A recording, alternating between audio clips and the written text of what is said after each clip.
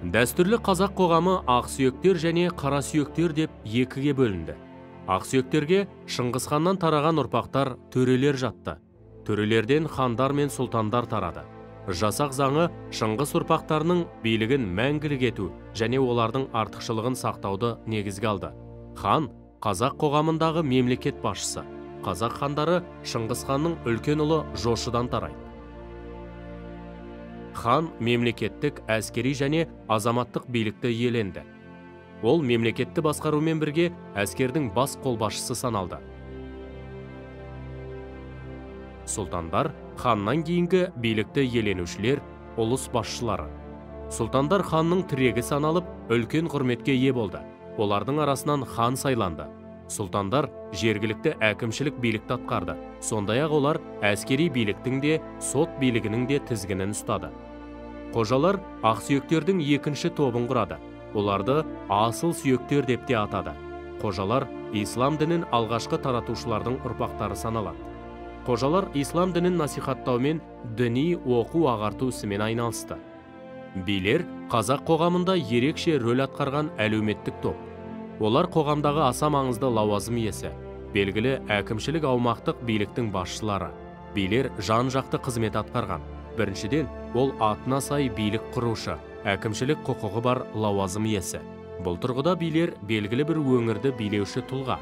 Екіншіден, билер соғыс жағдайында әскер басы, дипломатиялық, елшілік қызметтерде атқарды. Билер шешендік өнерімен, ақыл парасатымен ерекшеленген. Үшіншіден, билер даладағы сот ісін жүргізуші. Олар әдет ғұрып құқығының ғана емес, шариғаттың да білгірлері. Көшпелілер тарихында қазақтар кез келген жағдайда сыртқы жауға тойтарыс беруге дайын тұрды. Соғыс жағдайында халықты отанын қорғауға бастайтын ерекше әлеуметтік топ батырлар болды. Байлар қазақ қоғамындағы үстем тап өкілдерінің көпшілігі. Қазақ байлары ірі малдарының көптігімен ерекшеленді. Олар байлығының арқасында үлкен жайылымдар мен тоғандарға иелік еткен. Шаруалар қазақ қоғамының көпшілік бөлігін құрушы топ. Шаруа жеке басы тәуелсіз ерікті қоғам мүшесі. Шаруаның жеке шаруашылығы өзіне жететін мал жаны болды. Шаруалардың бір бөлігі егіншілікпен айналысты. Қолөнерді кәсіп қылған шаруалар да болды. Аңшылықпен және балық аулаумен күн көрген шаруалар да болды. Қоңсы шаруалар деп ауқатты ауылдарда байлардың, би сұлтандардың малын бағып, солардың көмегімен көшіп қонып жүрген кедей шаруалар тобын атады. Қазақ қоғамындағы ерекше әлеуметтік топтың бірі төлеңгіттер.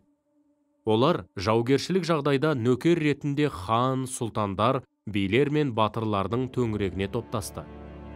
Бейбіт кезде шаруашылықпен айналысып, салық жинау мен хабаршының жұмысын атқарды. Қазақ қоғамында үй шаруашылығымен айналысатын құлдар да болды. Олардың ешқандай құқығы да, еркі де болмаған. Алайда құлдықтан босату жағдайлары жиі кездескен. Мұның өзі қазақ қоғамында адамгершілік белгілердің жоғары болғанын көрсетеді.